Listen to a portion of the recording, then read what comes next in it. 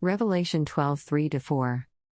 3 Then another sign appeared in heaven, and behold, a great red dragon having 7 heads and 10 horns, and on his heads were 7 crowns. 4 And his tail swept away a third of the stars of heaven and hurled them to the earth. And the dragon stood before the woman who was about to give birth, so that when she gave birth he might devour her child.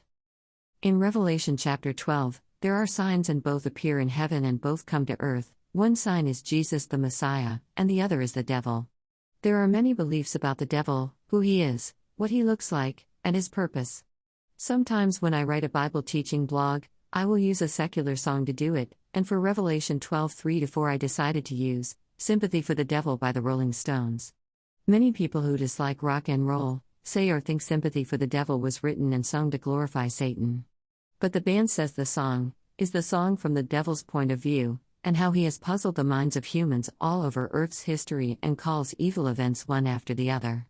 The other sign in heaven was Lucifer, his name to Satan and the devil as a result of his rebellion against God, his creator. More about him is written about him in Revelation 12, but my main goal is what the devil is doing here in Revelation 12:3-4. He was garden with Eve, and he puzzled her by twisting God's word, and Eve trusted the devil's lying tongue. When the Lord told Eve that he would provide the promised seed, that one of her daughters would one day give birth to the Messiah and salvation would be available to all who accepted the Son of God and Son of Man, the devil was in the garden and heard everything God said. Genesis 3:15 And I will put enmity between you and the woman, and between your seed and her seed. He shall bruise your head, and you shall bruise his heel. For those who don't know what the word enmity means, it means mutual hate, and devil was ready and waiting for the Messiah to be born to stop his mission of saving God's children from their sins. Satan didn't know when or where the Messiah would be born, so he would attack anyone to try and stop it. Sometimes he would kill one at a time, like how Cain killed his brother Abel, Genesis 4:8, and continued in Exodus chapter. The devil tried every Hebrew boys killed that was born by telling the midwives to throw newborn son into the river Nile to drown or eat by a crocodile. Exodus 1:16 When you help the Hebrew women as they give birth, watch as they deliver. If the baby is a boy, kill him; if it is a girl, let her live. 22 Then Pharaoh gave this order to all his people: throw every newborn Hebrew boy into the Nile River. But you may let the girls live. When Jesus the Messiah was finally born, Satan was kind of unaware, but when King Herod heard the so-called Messiah King of Jews was born and where he was born, he orders every boy, 2 years old and younger, killed. But the Lord sent an angel to warn Joseph to run for safety until told it was safe to return to Israel. Matthew 2:13 Now when they had gone, behold, an angel of the Lord appeared to Joseph in a dream and said, Get up. Take the child and his mother and flee to Egypt, and stay there until I tell you, for Herod is going to search for the child to kill him.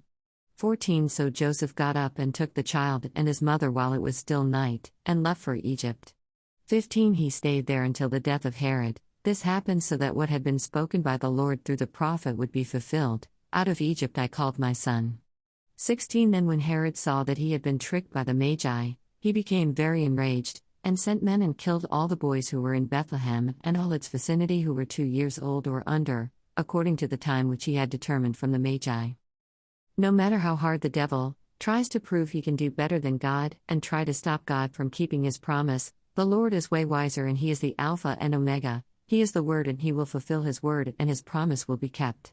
Are you worshiping the true sign of Revelation 12:1-2 or the false sign of Revelation 12:3-4? Let me know if you need help or prayer. God bless you all. Jesus the Messiah loves you, and so do I. Samuel J.H. Luke 4:12 Jesus responded, The scriptures also say, You must not test the Lord your God.